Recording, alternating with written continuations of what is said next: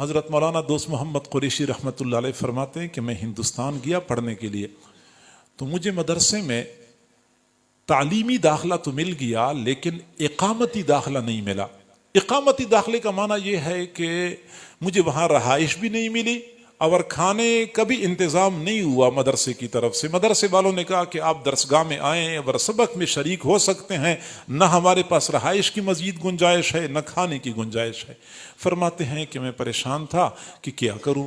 قریب ایک مسجد تھی، مسجد کے خادم سے میں نے بات کر لی کہ میں آپ کے ساتھ یہاں مسجد میں صفائی کیا کروں گا، آپ مجھے مسجد کے ایک کونے میں بستر لگانے کی اجازت دے دیں۔ وہ خادم تیار ہو گیا، گویا کہ رہائش کا مسئلہ تو حل ہو گیا لیکن کھانے کا مسئلہ پھر بھی حل نہیں ہوا تھا۔ میں بڑا پریشان غمگین تھا۔ آخر کار میں نے ارادہ کر لیا کہ بس میں پڑھنا چھوڑ دیتا ہوں، اپنے علاقے میں واپس چلا جاتا ہوں۔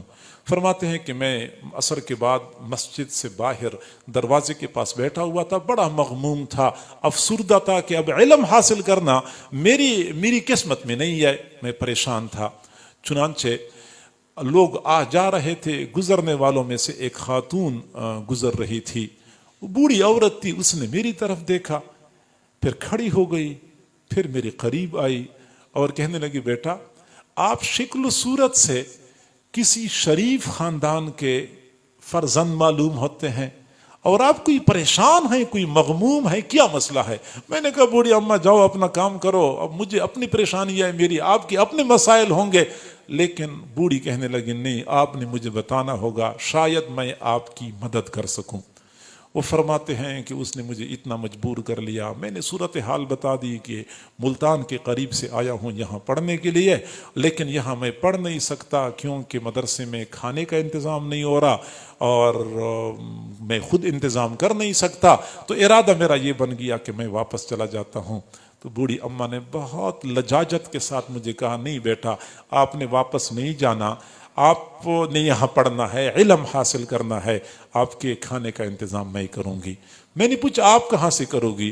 اس نے کہا میں بیوہ عورت ہوں، میری اولاد کوئی نہیں ہے، یہاں قریب ایک گھر ہے، مالدار آدمی ہے، اس گھر میں صبح و شام برتن دھونے کا کام کرتی ہوں، تو مجھے صبح کے وقت 2 چپاتیاں مل جاتی ہیں، شام کو بھی 2 چپاتیاں مل جاتی ہیں، ایک چپاتی میں کھایا کروں گی، گزارا کروں گی، اور ایک چپاتی پہ آپ گزارا کریں، یوں آپ کا وقت گزرتا رہے گا، آپ علم حاصل کریں گے۔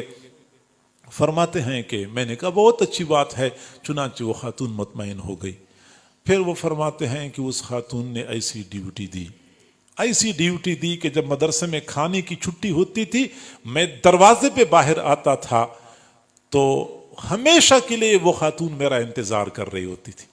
کبھی ایسا نہیں ہوا کہ میں پہلے پہنچ چکا ہوں وہ بعد میں آئی ہو، نہیں، وہ میرا انتظار کر رہی ہوتی تھی۔ مجھے جو ہی دیکھتی تھی دوپٹے کے کنارے کے ساتھ ایک روٹی بندھی ہوتی تھی، فوراً وہ روٹی کھول کے مجھے پکڑا دیا کرتی تھی، میں کہیں سائڈ پہ بیٹھ کے روٹی کھا لیتا تھا، نلکے سے پانی پی لیتا تھا، پھر اپنے سبق میں مصروف ہو جاتا تھا۔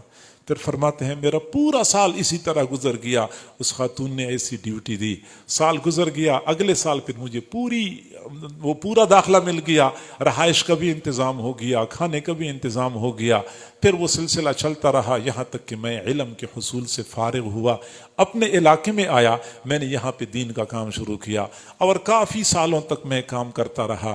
پھر اللہ تعالیٰ نے مجھے یہ سعادت عطا فرمائی کہ میں حرم شریف چلا گیا حج کرنے کے لیے۔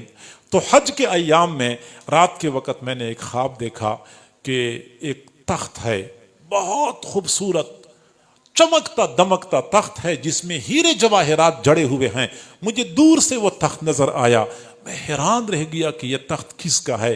جب میں قریب گیا تو میں نے دیکھا کہ اسی تخت پر وہی خاتون بیٹھی ہوئی تھی جس نے خوبصورت ریشمی کپڑے پہنے ہوئے تھے، زرق برق لباس میں ملبوس تھی اور سونے کے زیورات سے لدی ہوئی تھی۔ میں نے بوڑھی اماں کو سلام کیا، اس بوڑھی اماں نے مجھے سلام کا جواب دیا، تو میں نے پوچھا بوڑھی اماں یہ مقام آپ کو کیسے مل گیا؟ تو مسکرانے لگی، کہنے لگی یہ اسی ایک روٹی کی برکت ہے، اللہ رب العزت نے مجھے یہ مقام عطا کر دیا۔ جب مجھے اللہ کے سامنے حساب کتاب کے لیے پیش کیا گیا تو جب فرشتوں نے کہا کہ اللہ اس کا حساب لینا ہے، اللہ نے فرمایا کہ اس نے میرے ایک مہمان کی خدمت کی ہے، اس کا حساب لیتے ہوئے مجھے شرم آتی ہے، اس کو ویسی ہی اعلیٰ مقام عطا کر دو۔